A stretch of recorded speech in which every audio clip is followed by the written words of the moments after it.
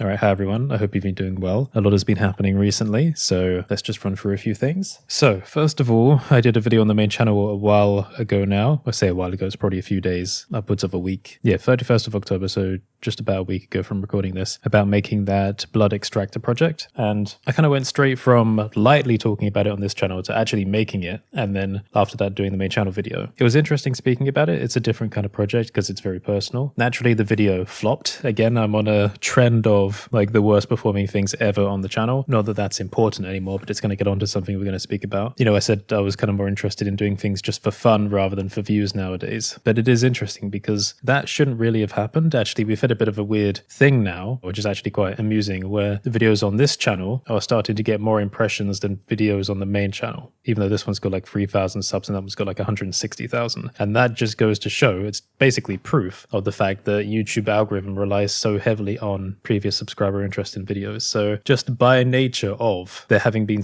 a wide variety of different videos in the past, it means that new ones on the main channel are pushed out less than videos on this channel. Sometimes it depends on the video. So as I said kind of in the past, I'm not so afraid of bad performance anymore because it doesn't really matter so much to me. But I am noticing something. I'm feeling insulted almost. Like I put so much effort into a video and it's not being pushed out to people. I don't really care about making money or making a lot of views from it, but I'm insulted that YouTube doesn't care enough to share it, which is part of the reason why I've made an executive decision to create some new YouTube channels, which is something I've been resisting doing for a long time, but I didn't really want to do it because I wanted everything to be more central on me. And that makes sense, not necessarily just from an egotistical perspective, but because my name is literally the business. I'm self-employed, so when people look for my products, they search for Curtis Holt. It makes more sense keeping everything very centralized. So if your brand is your name, then use the name. But when weighing up all of these revelations over the last few months and thinking about what I want to make and how people are going to find that. Again, it doesn't matter if I don't make any money from like new channels that I make, like from YouTube videos, because quite frankly, one sale of the right product will give more than an entire month of YouTube income from the main channel. So it doesn't matter. It's not about money, but it's having stuff that can get out there to people. That's what I feel comfortable with. Like if something has the chance of getting out to people, then that's kind of enjoyable. That's a good reason to put it out there. You feel like you're having an impact on the world. So the thing about the main channel is we've identified that it's a black hole now. Like there is almost no chance of any new video getting out there. There's more chance of a video on a brand new channel getting out to people than the main channel now, just because of that negative algorithmic influence. And that feels disrespectful to some types of videos that I would like to get a bit of a better reach. So that's why I'm going to be moving discussion videos like the creative therapy type ones to a new channel and more Blender or Hyper Blender specific videos to a new channel as well. So these two important wings of the types of content I make for the main channel are going to be split off into their own identifiable brands now. If anything, like if on nothing else, it's just peace of mind now. Spiritually, that these things can exist without getting in each other's way. Weirdly, I think one of the things that makes me most uncomfortable about the algorithmic behavior is that I don't want to feel like one thing I make is ruining the other thing. Maybe that's a weird thing to explain. Okay, so imagine you had a child. I'm trying to invent an analogy here. But then you wanted to have another child, but the birth of the second child automatically gives the first one a terminal disease. Weird analogy, but run with it, because sometimes I'll put out like what I feel like is one of the most important videos I've ever done, and oftentimes it's a discussion video. But then just by nature of releasing a Blender video after it, the discussion video dies. Like YouTube says, hey, it's not the most recent video, it's failing subscriber tests, there's no reason to push it anymore, so it's going to die. Whereas if this was done in a different way, where that discussion video was on a dedicated channel, where it's exactly the same type and format of content all the time, then it's more likely to thrive in whatever way you want to measure that without being inhibited by the other type of content. It's just spiritually this feeling of someone else is deciding that one thing you've invested emotion into should destroy another thing you're investing emotion into. Makes me very uncomfortable. They deserve to have their own run. They deserve to exist in a space where they're not being affected by other things. So yeah, I did a little video for patrons and YouTube members just speaking a little bit about that. And I've told some friends about it recently as well. These new channels are going to have completely unique and brand new branding. They're going to feel very different to the main channel. And I believe in the long run, it will be a good decision. It's just taking a little bit of time to prepare for. But yeah, anyway, I did that main channel video about the lancing helper. And it was interesting because we did a test to see if it would work with extracting blood from the bag. And it does work, actually surprisingly well in terms of like the flow and the volume, but the blood is just not being captured in the right place. And I had to blur out quite a bit from from that video because there was some blood staining on the end of the lance helper at the time of recording. More specifically, the blood had crept around the well and into the housing. So at certain points in the video where they're taken apart, if you could see into the housing, you would see this kind of stain on the inside. So I had to blur that out a bit. But also, one thing that's happened recently is I've spent some money buying furniture, and I've now got a display case in the studio. And I've also built a little reading nook for myself where I can kind of enjoy my evenings. Right now I'm trying to finish reading The Rise and Fall of the Dinosaurs, which is a really good book. And yeah, I'm looking forward to filling up the display case with all kinds of weird inventions. And I've also been thinking a bit more about the Impossible Medical Project that we spoke about a while ago. The thing about kind of predicting medical issues before they occur is still something I very much think is possible. I'm thinking now about the technical elements of how it would work. It has to be a system that's scalable, that can support thousands or millions of sensory points around the body in all different forms. So I was thinking about structurally, how do you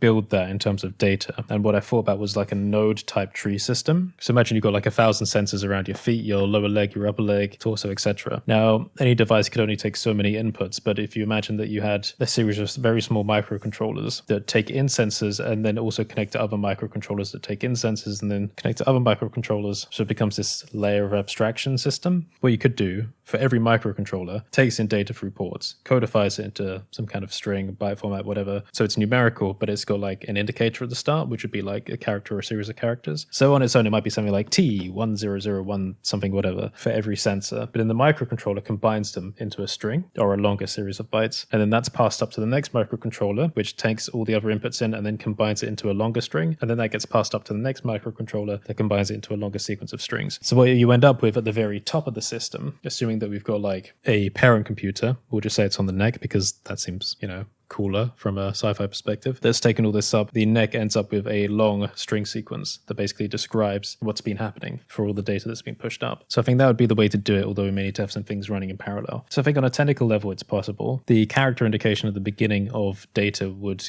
be the indication for a parser that says what type of data it is. So if it's like thermal data, for example, then we could say T or TH at the beginning of the numbers. If it's like stethoscopic, so like audio, then you could do like an S or ST at the beginning of the data. So in that way, it would be very easy to tell what the actual data is representing as it's being ingested upwards. What else has happened? I went to the premiere for Paddington in Peru in London a few days ago. That was quite fun. There was a pre-reception at Fortnum and Mason in London. Ayo, got some goodies. So that's the second premiere I've been to now. If you're wondering why I go to premieres, it's because my dad is the special effects supervisor on the film, and for the previous one as well, Barbie, that I went to. He doesn't always like going to the premieres. They are very overstimulating things to go to, especially if you're introverted. Obviously, it's a privilege to be able to go to one, but just for reference, like when we went to the Barbie premiere, I had one of the worst headaches I've ever had in my life, just because of how much was going on and the stress of it, and not drinking a lot of water, because you don't want to drink a lot of water if you're going to something like that. You don't have to pee every 5 minutes. But even from the hotel room where we were preparing to go on the red carpet or the pink carpet in the case of Barbie, you could hear people screaming from the hotel window out in Leicester Square as they're getting excited to see people like Ryan Gosling turn up. And you know that you're going to have to go down there all dressed up and kind of fight your way through a crowd to get to the entrance to be allowed in. So for someone introverted and maybe a bit sensitive to these type of things, then yeah, it's a bit of an overstimulating thing. Thankfully, Paddington in Peru was a smaller and kind of more family oriented and kind of nicer premiere. It was a bit more comfortable in that way. Also, by the time this goes out, the film should actually be out in cinemas. It was a nice one. Yeah, very family friendly and a good message to it as well. So going back to the conversation about the new channels, if things are moving to new channels, so discussions and Blender videos, what happens to the main channel? Well, one thing I said to patrons is that it's not like everything will move to the new channels. I'll probably keep the main channel the same as it's been operating all along for a while, just until the others grow a bit. But also I want to migrate to more fun and entertaining content on the main channel. So in that regard,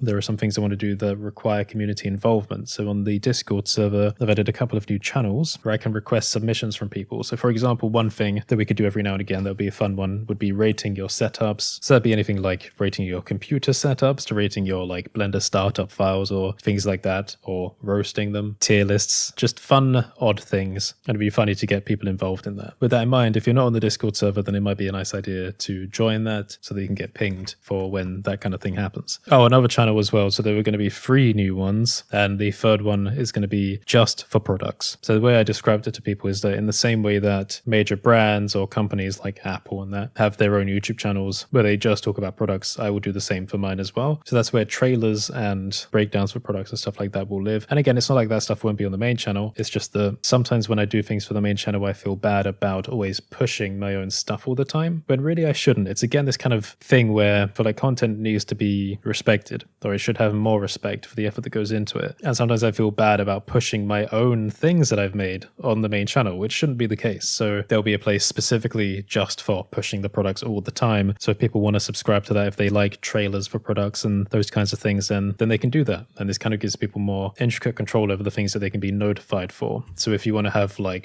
all your notifications set for the discussion ones, but not for Blender ones, but then maybe also the trailer ones for products, then that's fine. You can do that. That'll be up to you. So yes, this is part of the reason why recently I was looking into ways of managing many social accounts. And it's not even just for me, but also there's a family project I'm going to be doing where we're going to be running a storefront together, and also again more social channels and YouTube and stuff like that. So things are getting a little bit entrepreneurial. So I'm going to need to be in the mindset to be managing lots of accounts at the same time. To help with this, I've designed myself a map in the form of a spreadsheet document that kind of helps me track which email addresses are associated with which social accounts. And sometimes it's a bit complicated because a brand might have a YouTube channel, a Twitter, Instagram, Mastodon, Threads, etc., but they might not all use exactly the same email. So actually having a social map is quite a useful thing for helping me to keep track of where the logins actually direct and how to get access to the different accounts. So yeah, at the moment, I'm just kind of designing the branding for the new channels just so I can feel comfortable about how they look and how they feel. They've got different color schemes. They're going to be trying to attract slightly different types of audiences as well. Hopefully they'll actually be represented through the branding content once it's ready. But I'm just giving you this heads up to say, hey, look forward to it, because hopefully it should be coming in the not too distant future. And I've got to make a decision about, I probably won't announce them immediately when they're ready. I might prepare a little bit of content so when people do subscribe, they actually have something that's coming for them rather than just having it as an empty page. So I won't announce this on the main channel yet, but I'm giving you a heads up. Okay, so that's a bit of an update. Thank you for listening, and I will see you next time.